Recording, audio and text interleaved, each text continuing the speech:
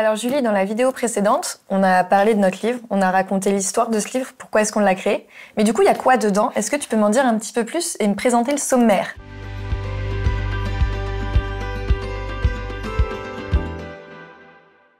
Ok, alors je mets mes lunettes. Hop. Alors, dans ce livre, il y a 3 grandes parties que je vais détailler après à chaque fois. Donc la première, c'est prendre soin de son corps pour être en forme. Donc ça, c'est beaucoup de la prévention, hein. Ensuite, on va faire face aux problèmes. Donc là, on va commencer à détailler des problématiques féminines avec plein de fiches techniques. Et la dernière partie, c'est les grandes périodes de la vie d'une femme qu'on va vraiment détailler à chaque fois. Donc dans la première partie, on va voir le périnée. Donc ça, c'est évidemment, forcément, c'est un peu ce qui nous lie, hein, en soi. Donc on va détailler le périnée sur toutes ses coutures. On voit tout, comment il fonctionne, comment en prendre soin, je dirais. Ensuite, on va parler du ventre. Forcément, parce que l'un ne va pas sans l'autre. Donc, on va expliquer... Le caisson abdominal. Exactement. Et on va expliquer ce qu'est ce caisson abdominal et comment prendre soin de son ventre. Et tu nous donnes aussi plein de conseils pour prendre soin aussi de ses intestins. Exactement, parce que le ventre, on sait que c'est l'exercice, la posture, la respiration, mais également ce qu'on mange. Donc, c'est vrai qu'on a essayé de tout rassembler dans ce chapitre. Exactement. On va voir aussi, et là c'est plus rigolo, mais comment bien faire pipi. Et vous allez voir en lisant ce bouquin que y a beaucoup de choses qu'on croit bien faire, mais qu'on ne fait pas bien du tout. Dans le quotidien, le pipi, le caca, et c'est vrai que en fait c'est des habitudes de vie où des fois on se dit bah oui, comme le pipi sous la douche par exemple, on en parle dans ce livre. Bah, pourquoi est-ce qu'il faut pas faire pipi sous la douche justement? Le pipi de précaution. Le pipi de précaution. Au cas où. L'envie de faire pipi dès qu'on met la clé sous la porte. Bah, en fait, on vous explique vraiment tout ça dans ce livre. Exactement. On va parler aussi, dans la même idée, comment bien faire caca. Et là aussi, on va casser des fausses croyances qu'il faut pousser pour faire caca. Pas du tout. Et on parle aussi du coup de la constipation, qui est la première cause de descente d'organes. Des fois, on croit que la descente d'organes, c'est lié à la ménopause ou que c'est lié au postpartum, alors qu'en fait, c'est principalement en première cause la constipation qui est responsable justement. Il m'arrive d'avoir des patientes qui n'ont pas eu d'enfants et qui ont des descentes d'organes, effectivement. Ensuite, un chapitre passionnant, le cycle menstruel.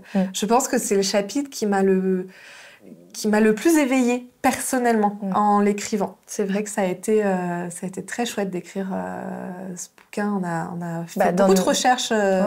C'était très chouette et moi j'ai pu vraiment expérimenter pas mal de choses et ça a clairement amélioré ma pratique d'avoir ces notions-là, de faire vraiment toutes ces recherches là-dessus. Dans la vie de femme, c'est essentiel forcément. Le cycle féminin et l'adolescence, ça peut être aussi une période où du coup tous ces changements nous déboussolent. Il y a le début de ce cycle féminin, il y a la durée de vie et puis également la périménopause, la ménopause. Donc on reprend vraiment toutes les étapes de ce cycle féminin au cours de notre vie de femme. Et puis un autre chapitre que tu as beaucoup mis de cœur à rédiger aussi, c'est bouger pour être en meilleure santé. Donc ça, c'est... On l'entend tout le temps. Mais il y a aussi beaucoup de croyances autour de ça, justement, de bouger, mais combien de temps, comment. Et des fois, on s'en fait toute une montagne, on se dit que c'est pas accessible. Et en fait, dans ce livre, on prouve aussi à quel point, finalement, bouger pour notre santé, c'est beaucoup plus accessible que ce qu'on croit. Exactement, et que qu'il faut bien comprendre comment ça fonctionne pour performer cette chose-là, parce que bouger, oui, mais comment et pourquoi et à quel moment ça devient moins pertinent pour la santé aussi. On parle de ça. Après, on fait face aux problèmes. Donc, tu as déjà évoqué la constipation, qui est du coup une vraie problématique, beaucoup plus que ce qu'on imagine. Très fréquent. On va parler des fuites urinaires, parce que ça touche quand même une femme sur 3, donc ça n'est pas si rare. Tout ce qui est tabou, en fait, et qui concerne tellement de femmes, et qui est tabou, et du coup, on a l'impression qu'on est seul. On a l'impression qu'on est dysfonctionnel. On a beaucoup de honte. Moi, j'ai beaucoup de partages de femmes qui, à la périménopause, avec les symptômes de la périménopause, ont honte. Et en fait, on a vraiment voulu déculpabiliser, éduquer, sensibiliser, dire qu'en fait, c'est très fréquent, qu'il y a des solutions qui existent. Proposer des vraies solutions. Sortir du tabou et en fait, passer à l'action, tout simplement. Et encore une fois, même si c'est pas le but du livre, de montrer que qu'il existe plusieurs causes à cette problématique, que c'est pas juste des fois une problématique de périnée, contrairement à ce qu'on croit, et que même quand c'est le périnée, c'est pas juste un manque de force. Donc voilà, on détaille, on explique comme ça, mais que ça reste complètement compréhensible et d'apporter des vraies solutions. Ça, c'est très, très chouette. Alors, on va aussi parler des douleurs pelviennes. Là aussi, c'est un sujet extrêmement tabou. Je pense que c'est peut-être même le plus tabou. Comme si les femmes étaient condamnées à rien dire sur leurs douleurs intimes. Et donc là, on a vraiment voulu développer ce sujet. On va parler de petites problématiques finalement assez communes presque, comme les mycoses. Les mycoses, mais on va beaucoup plus loin Mais aussi. on va plus loin, on va parler de vulvodynie, d'endométriose, de choses comme ça. Et ne serait-ce que pour parler de l'endométriose, pour le coup, là, on s'est vraiment battu à ne pas vulgariser trop cette maladie. Ouais, quand on a commencé sur ce sujet-là, on avait vraiment l'impression que c'était réduit à des douleurs pendant les règles et une infertilité, alors que c'est tellement plus complexe et qu'il y a tellement plus d'axes en fait à prendre en compte sur cette maladie. Voilà, d'aller vraiment voir sur toutes les composantes de cette maladie, les composantes hormonales, immunitaires, inflammatoires, et pas être réducteur justement sur ces douleurs pendant les règles. Voilà, déjà, les douleurs pendant les règles, ça n'est pas forcément qu'une problématique d'endométriose. Il peut y avoir d'autres pathologies comme des fibromes ou autres que je ne détaillerai pas forcément, mais que en fait, les femmes puissent se reconnaître vraiment, à dire « Ah mais oui, mais en fait, moi j'ai ça aussi », mais on n'en parle pas. On n'en parle pas, voilà. Et en fait, déculpabiliser et puis donner énormément de solutions. Parce que comme on vous le dit, c'est un livre qui est vraiment tourné vers les solutions, comment on passe à l'action, comment on résout les problèmes, comment on peut estomper les douleurs, quel professionnel aller voir, à quel moment, qu'est-ce qui est acceptable, qu'est-ce qui ne l'est pas. Et donc, du coup, c'est vraiment un guide aussi de solutions. Voilà.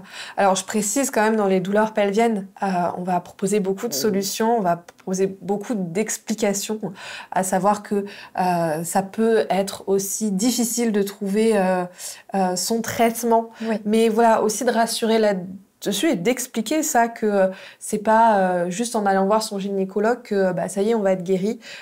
Des fois, c'est plus complexe parce qu'on explique aussi les mécanismes de la douleur, qui sont des mécanismes très complexes qu'on a longtemps mal compris, qu'aujourd'hui on comprend un petit peu plus, que c'est voilà, et donc de comprendre comment ça fonctionne aide aussi à gérer ces douleurs. Donc voilà, on parle de tout ça aussi dans ce livre, sur des petites fiches techniques, c'est assez chouette.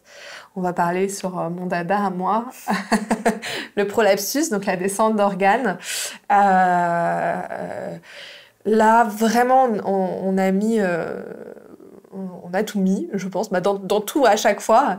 Mais voilà, on explique. Donc là aussi, c'est une pathologie qui n'est pas si rare. On dit une femme sur deux. Une femme sur deux est concernée. Et c'est tellement tabou. Les chiffres parlent d'eux-mêmes, en fait. Une femme sur deux concernée par la descente d'organes. Alors, on explique les différents stades. Ouais, ce que c'est exactement. On rassure énormément. C'est vrai que dès qu'on prononce ce mot, en général, on voit que les personnes sont paniquées, se décomposent. Ah, mais moi, on le voit en consultation, en coaching. Toutes les semaines, en consultation, j'ai une patiente qui vient en pleurs dans mon cabinet parce que son gynécologue, sa sage-femme, lui a annoncé qu'elle avait une descente d'organes.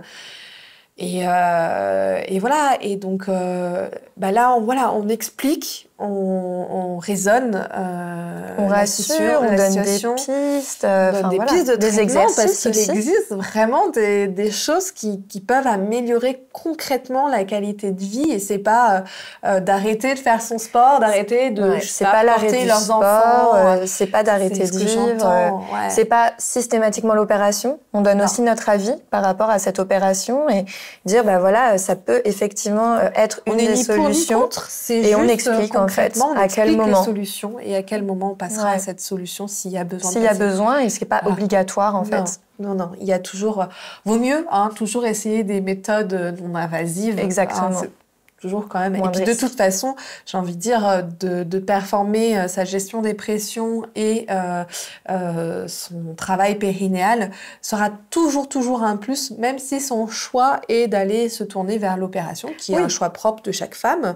Mais quoi qu'il arrive, c'est de mettre en place les bons réflexes, les bonnes habitudes de vie en fait. Puis de travailler sur la source en fait. Oui. Qu'est-ce qui a généré ce prolapsus? Qu'est-ce qui a généré la descente d'organes? Quelles sont les causes? Et en fait, là-dedans, justement, on retourne à la source, on retourne aux causes et on apporte des solutions concrètes pour les causes. Exactement. Et pour surtout que ça ne revienne pas. Oui. C'est surtout ça. Ensuite, on va parler de 3 grandes périodes de la vie. Donc, on l'a mis dans l'ordre finalement, mais on n'est pas obligé de passer par ces périodes-là. Mais c'est pas grave, même si vous êtes déjà passé par ces périodes ou que vous ne comptez pas y passer, c'est toujours des notions qui sont intéressantes à transmettre. Ne serait-ce que comprendre le fonctionnement de son corps et même pour comprendre les personnes autour de soi. Exactement. Donc, il y a la grossesse. La grossesse aussi a un gros chapitre malgré tout où on parle... En fait, on parle de plein de choses, justement, de tout ce qui se passe pendant la grossesse pour comprendre à quel point cette période de la vie est magique. Mais magique, pas dans le sens féerique. Oui, c'est absolument pas un livre sur la maternité. C'est vraiment... comment le corps fonctionne, quelle est notre physiologie, qu'est-ce que notre corps est capable de mettre en place pendant cette période-là, quels sont les changements à la fois sur l'aspect physique mais sur l'aspect émotionnel. Et donc, comment accompagner son corps face à ces changements physiques comprendre, accompagner, résoudre les défis. Et voilà, c'est forcément la grossesse est un chapitre de ce livre, mais c'est pas un livre sur la maternité et c'est pas un livre spécialisé sur la femme enceinte. Pas du tout. Mais vu que c'est un livre sur la santé de la femme, c'était important aussi pour nous d'expliquer physiologiquement quelles sont les étapes que notre corps traverse pendant cette phase-là. Et ce qu'il est capable de faire aussi. Ouais. Parce que c'est incroyable. Et j'ai envie de dire, même si on n'est pas dans cette phase-là, qu'on l'ait déjà passé ou qu'on compte le passer plus tard, je pense que ce sera toujours intéressant de le lire. Celles qui ont déjà passé cette étape-là, peut-être que ça va leur permettre de comprendre, de comprendre des choses, peut-être de résoudre des problématiques finalement psychologiques face à ce qu'elles ont vécu. Ouais. Donc, c'est aussi une incompréhension qui a peut-être des fois laissé des traces, des traumas. Et pareil, quand on parle du postpartum, on a aussi voulu sortir du côté enchanteur et féerique des fois du postpartum, se dire oui, c'est forcément fabuleux d'accoucher, c'est forcément fabuleux d'avoir son nouveau-né. En fait, on est confronté au quotidien à des femmes qui galèrent, qui ont des douleurs, qui rencontrent des difficultés physiques, des difficultés émotionnelles, et qui nous disent « mais j'ose même pas en parler parce que j'ai l'impression que si j'en parle, je suis une mauvaise personne, je suis pas une bonne maman », qui a une culpabilité énorme de dire en fait c'est difficile le postpartum, c'est difficile la grossesse, c'est difficile la maternité, c'est difficile d'être une femme. Et c'est un livre qui est très positif, tourné vers les solutions, mais on déculpabilise aussi de dire en fait oui, effectivement, il y a des phases qui peuvent être très challengeantes. Et pourquoi ? Et pourquoi c'est challengeant? Qu'est-ce qui se passe concrètement en fait? Parce que les hormones, les changements physiologiques en fait expliquent ces difficultés. Et donc on a voulu vraiment expliquer ça pour déculpabiliser, sortir du tabou, sortir aussi des non-dits par rapport à ça et créer un peu une soupape pour ces femmes justement qui se disent mais en fait vers qui je me tourne quand c'est difficile? Vers ce livre en fait, tout simplement. Parce que les solutions sont dedans et il est déculpabilisant aussi pour ces périodes-là. Et enfin, la dernière étape que toute femme, si elle arrive jusqu'à cette étape, vivra, c'est une étape finalement extraordinaire, là aussi, dans tous les sens du terme. C'est la ménopause. Et là, on va aussi essayer de vous expliquer concrètement ce qui se passe. On reste un petit peu dans le médical, mais pas que, parce que le médical fait peur finalement dans cette étape de la ménopause. Oui. Alors qu'en fait, on vous apporte des solutions concrètes, des explications pour que finalement tout se passe pour le mieux et de aussi, pouvoir ou l'anticiper ou la vivre plus sereinement. Donc, et ouvrir l'esprit par rapport à ça. Encore la semaine dernière, je discutais avec une femme qui disait voilà, j'ai 40 ans et donc je m'intéresse à cette période qui est la périménopause. Et quand j'en ai parlé à mon conjoint, il a dit oh là là, mais tu vas servir à quoi? En fait, un petit peu comme si à partir de la ménopause, on n'avait plus d'utilité parce qu'on n'était plus fertile. Et donc en fait, justement d'expliquer qu'est-ce qui se passe vraiment dans le corps en périménopause, à la ménopause, que en fait ça peut être aussi un bon moment pour se réinventer, le voir de façon très positive. D'ailleurs, le titre du chapitre, je trouve qu'il est absolument génial. On l'a appelé le second printemps. Exactement. Pour montrer que c'est une renaissance. Une renaissance. Voilà. Une renaissance. Et aujourd'hui, les femmes, elles vivent en très bonne santé très longtemps. Et en fait, quand on regarde la période de vie qu'elles ont après leur ménopause, elle est encore très très longue. Elles peuvent faire encore énormément de choses. On est encore active. Il y a beaucoup de tabous aussi autour de la ménopause. Moi, quand je dis que faut s'y intéresser à partir de 40 ans, parce qu'il y a des femmes qui vivent la périménopause à partir de 35 ans. Et donc, souvent, on me regarde avec des yeux ébahis. Comment ça, 35 ans? Le mot ménopause est complètement rejeté. Ouais.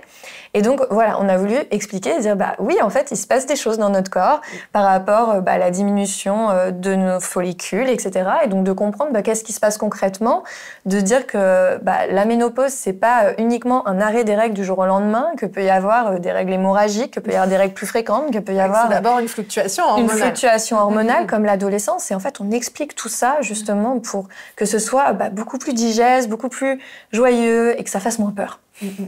Et puis, je pense qu'il faut en parler, ça fait partie aussi des tabous. Je pense qu'il n'y a que des tabous là-dedans. Oui. Et on espère que ce livre, justement, vous permettra de pouvoir discuter entre femmes et qu'à partir de ce livre, ce sera en fait un outil d'échange, de discussion qui va lever les tabous. Dire, oui, est-ce que tu as vu ça? Oui, ça, moi, je l'avais traversé, mais tiens, ça me rappelle ce que ma mère a traversé il y a quelques mois, quelques années.